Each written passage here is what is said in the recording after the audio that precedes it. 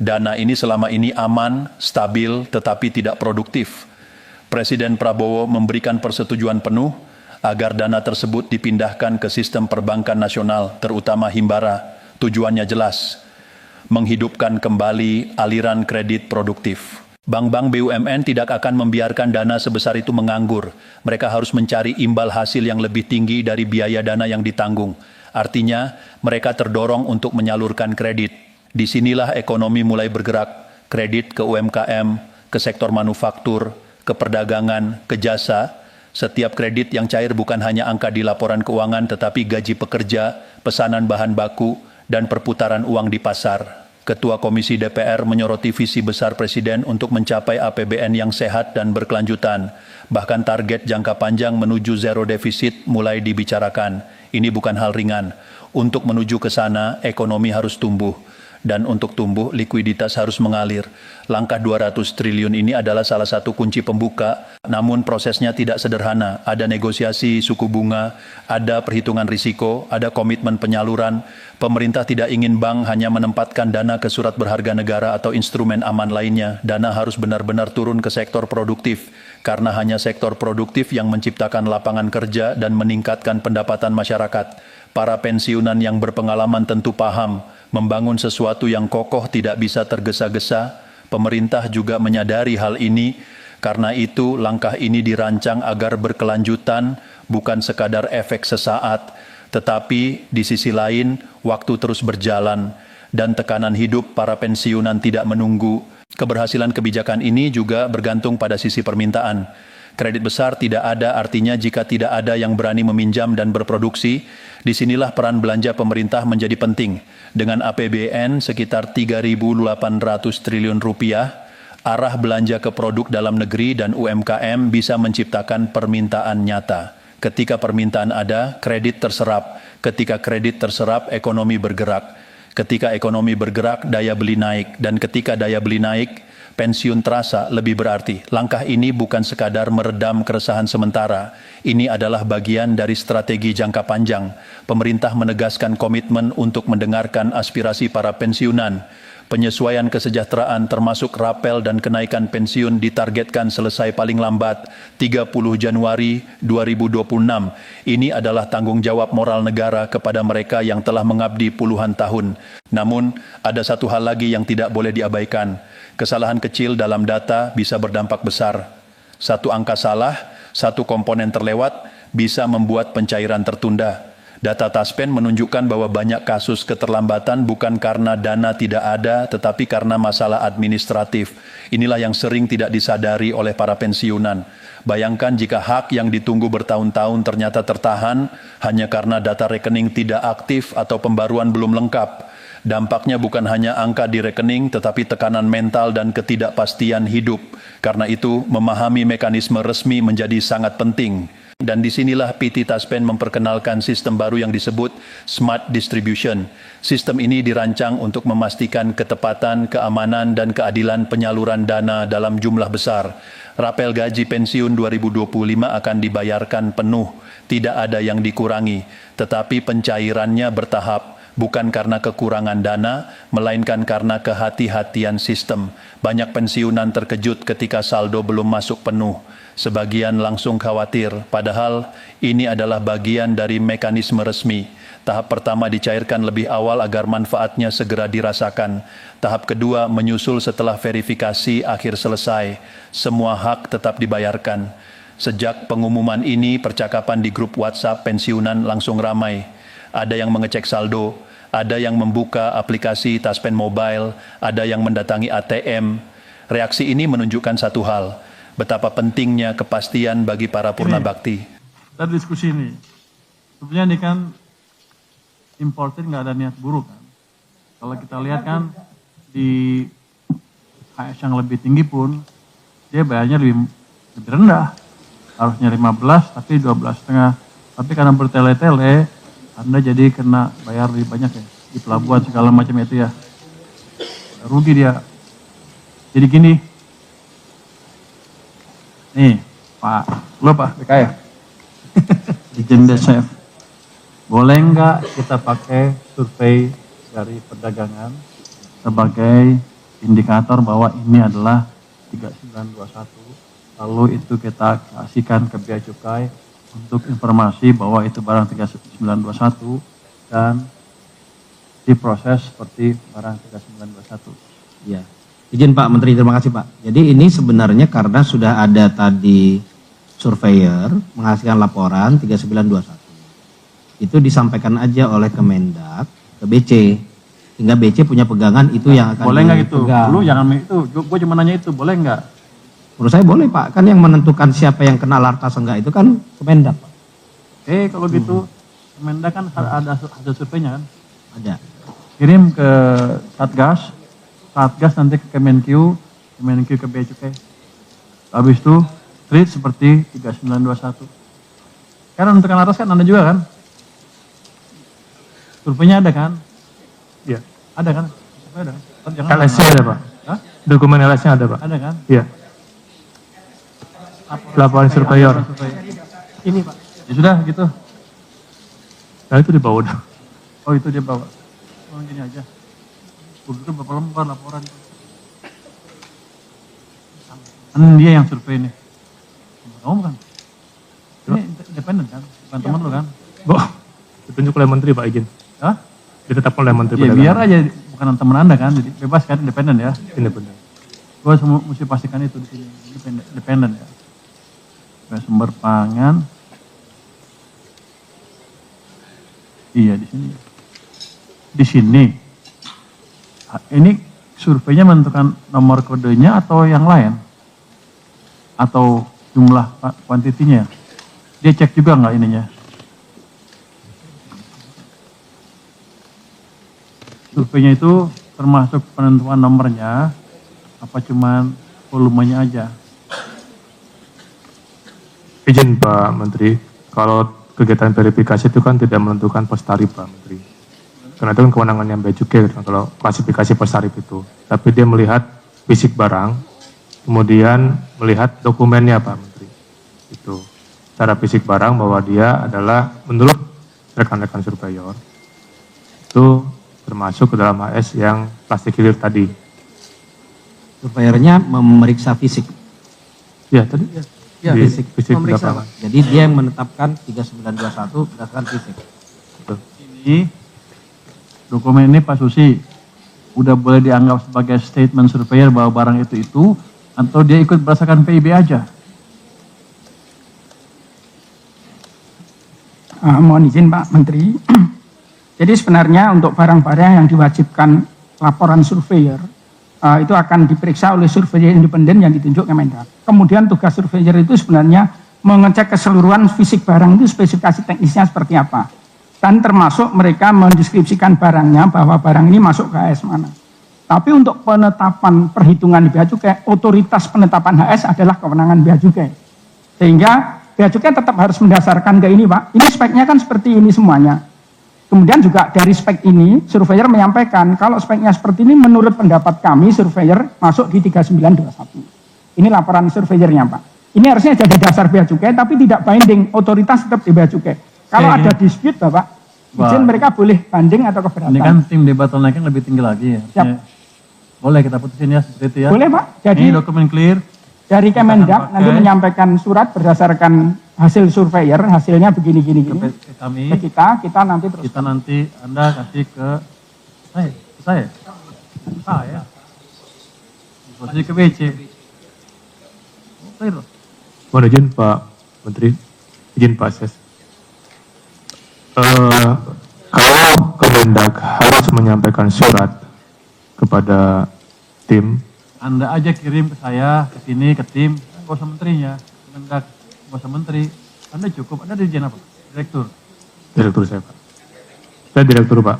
Bapak cukup, yang penting saya perlu adalah pernyataan dari itu bahwa ini adalah di situ barangnya. Sehingga Satgas kita pakai untuk memberitahukan Kementerian Keuangan.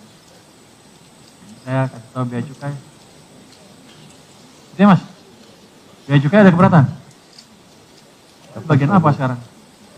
Di Direktorat Teknis Kepabeanan Pak Menteri. Bisa nggak begitu? Karena kalau enggak ini kan kasihan udah lama bertahun-tahun, tahun lebih, terus kita akan begini terus. Ya rugi lah dia. semua seperti itu. Gue yang nyuruh deh. Ya. Sebagai catatan aja Pak Oke, Menteri. Satgas putusin seperti itu ya. Ini kan pesan kolektif kolegial kan. Izin menambahkan Pak Menteri sedikit. Mau nambah apa lagi? PKSI Pak Menteri, penetapan klasifikasi sebelum impor dari perusahaan yang bersangkutan di tahun 2025 kemarin dan menetapkan tidak terkait dengan importasi ini Pak. Memang semua importer bisa meminta kepada kami meminta advice untuk klasifikasi berapa. Hasilnya Dan kami menetapkannya 7308 seperti ini. Artinya secara hukum ini saat ini yang berlaku. oke. Besok saya suruh periksa lagi, adjust accordingly ya. Kalau enggak,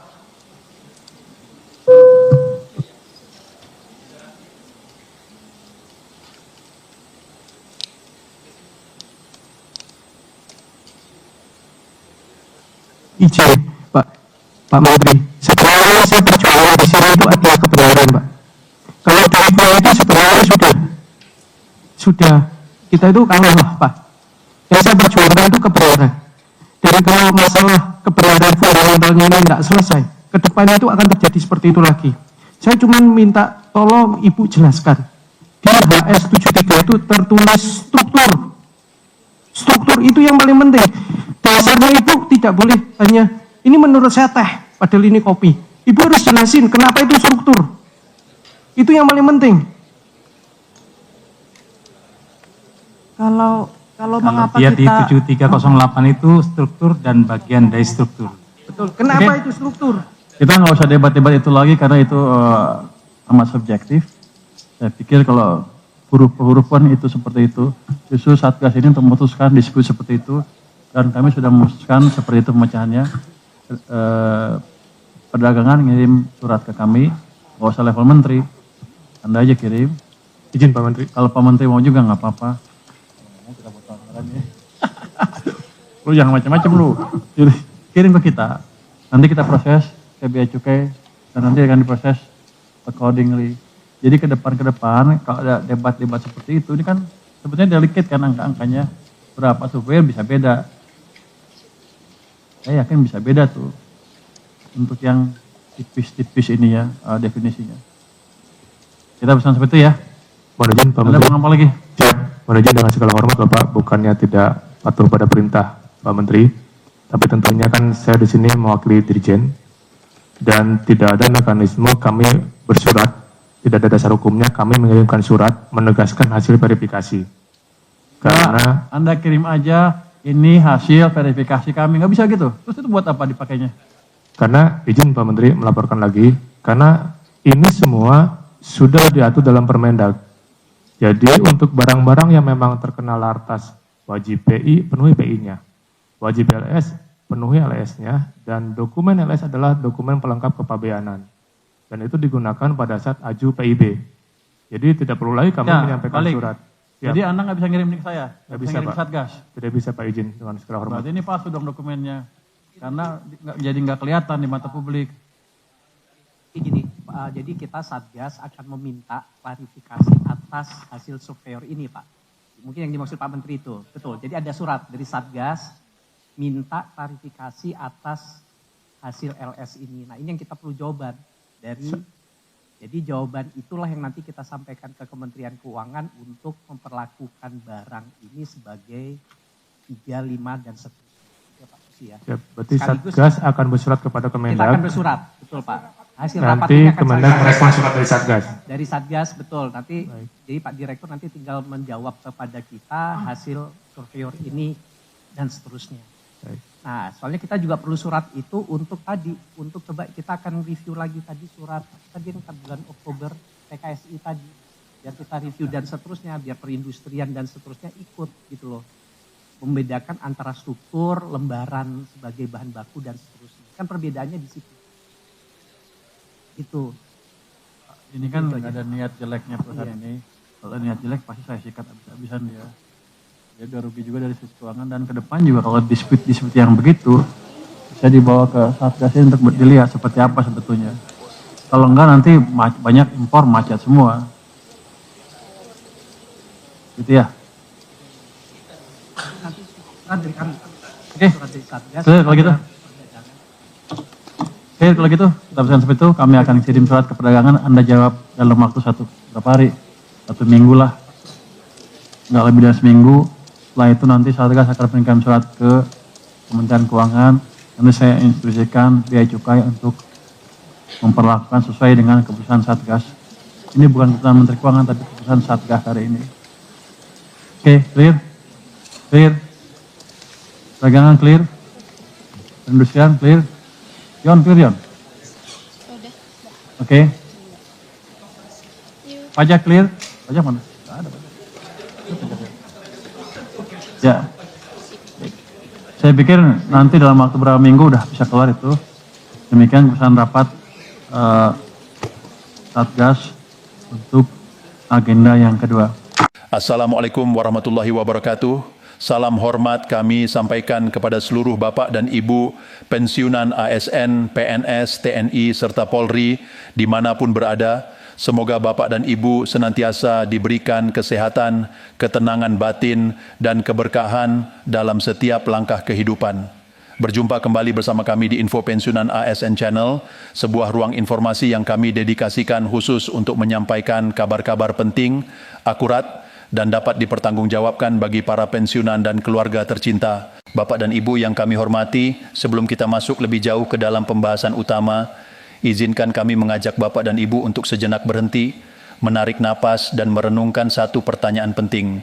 Mengapa setiap kali isu rapel gaji pensiunan beredar, suasana di kalangan pensiunan selalu berubah drastis?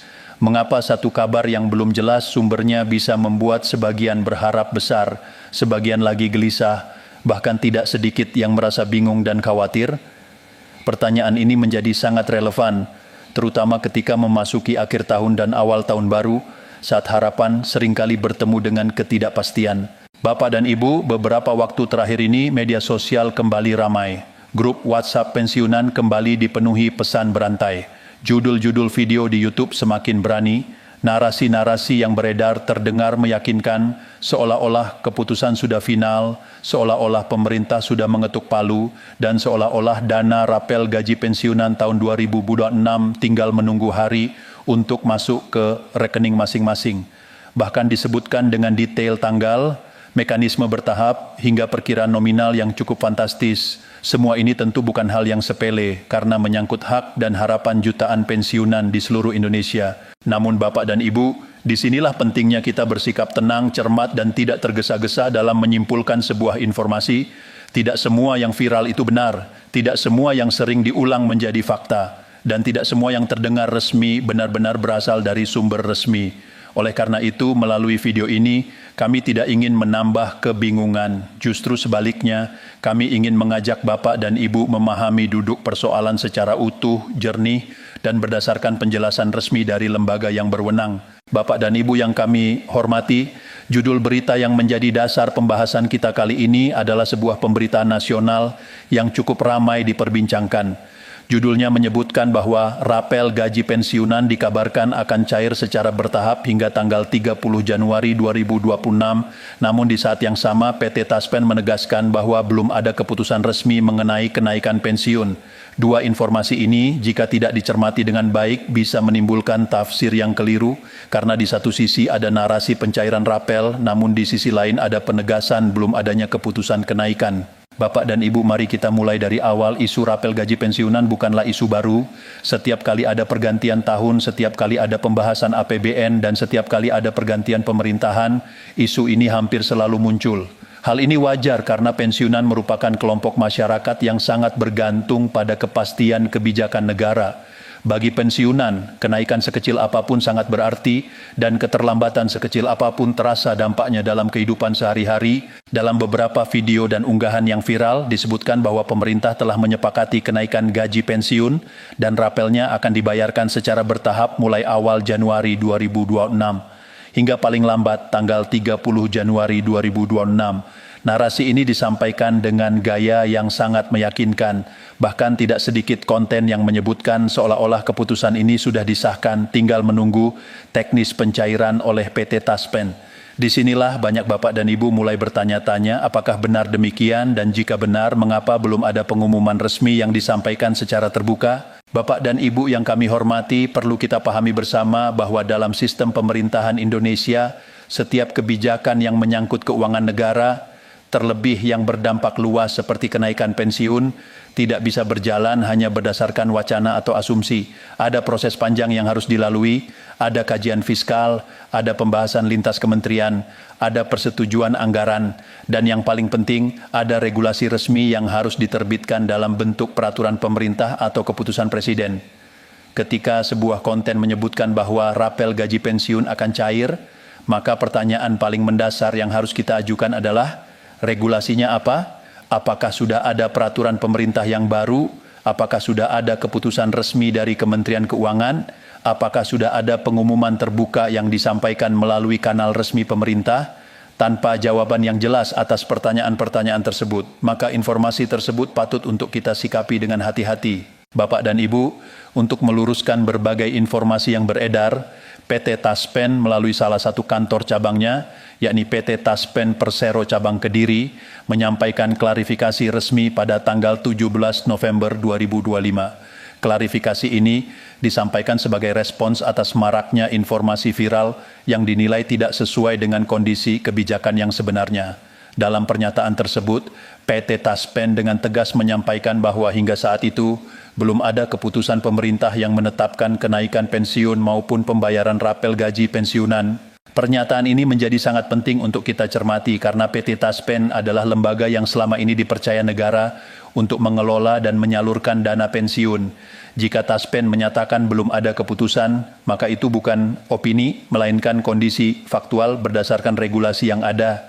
Artinya, sampai dengan tanggal klarifikasi tersebut disampaikan, belum ada dasar hukum yang bisa dijadikan landasan untuk melakukan pembayaran rapel gaji pensiunan. Bapak dan Ibu yang kami hormati, mungkin di antara Bapak dan Ibu ada yang bertanya, jika memang belum ada keputusan, lalu mengapa isu ini bisa begitu masif dan terkesan sangat meyakinkan?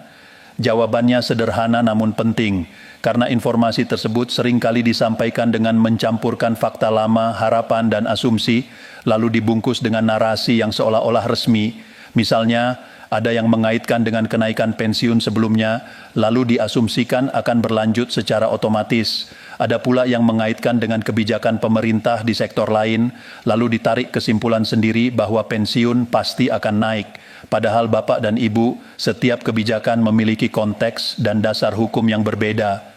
Kenaikan pensiun yang pernah terjadi sebelumnya tidak serta-merta menjadi jaminan bahwa kenaikan serupa akan kembali terjadi di tahun berikutnya. Semua sangat bergantung pada kemampuan fiskal negara, prioritas anggaran, serta keputusan politik yang diambil oleh pemerintah dan DPR. Selanjutnya, Bapak dan Ibu, PT Taspen juga menegaskan satu hal yang sangat fundamental, namun seringkali kurang dipahami oleh masyarakat luas. Taspen bukanlah lembaga yang berwenang menetapkan kenaikan pensiun. Taspen adalah pelaksana. Taspen bekerja berdasarkan regulasi yang diterbitkan oleh pemerintah pusat. Jika belum ada regulasi resmi, maka Taspen tidak bisa dan tidak akan mencairkan dana rapel meskipun ada tekanan opini publik atau narasi viral di media sosial. Penegasan ini penting karena ada sebagian pihak yang seolah-olah menyalahkan Taspen ketika pencairan tidak terjadi, padahal Taspen justru berada di posisi yang harus sangat patuh terhadap aturan. Tanpa dasar hukum yang jelas, pencairan dana negara justru bisa menimbulkan masalah hukum di kemudian hari. Bapak dan Ibu yang kami hormati, dalam klarifikasinya, PT Taspen juga menanggapi isu mengenai besaran nominal rapel yang disebut-sebut mencapai angka tertentu dan seolah-olah berlaku sama bagi semua pensiunan. Taspen dengan tegas menyampaikan bahwa jika suatu saat nanti pemerintah benar-benar menetapkan kebijakan rapel gaji pensiunan, maka besarannya tidak bisa disamaratakan. Perhitungan rapel sangat bergantung pada banyak faktor, mulai dari golongan terakhir saat pensiun, masa kerja, hingga ketentuan teknis yang diatur dalam peraturan pemerintah. Oleh karena itu, klaim yang menyebutkan bahwa setiap pensiunan akan menerima rapel dengan nominal tertentu, apalagi dalam jumlah yang besar dan sama rata, adalah klaim yang tidak berdasar. Setiap pensiunan memiliki hak yang berbeda, dan perhitungan tersebut hanya bisa dilakukan setelah regulasi resmi diterbitkan.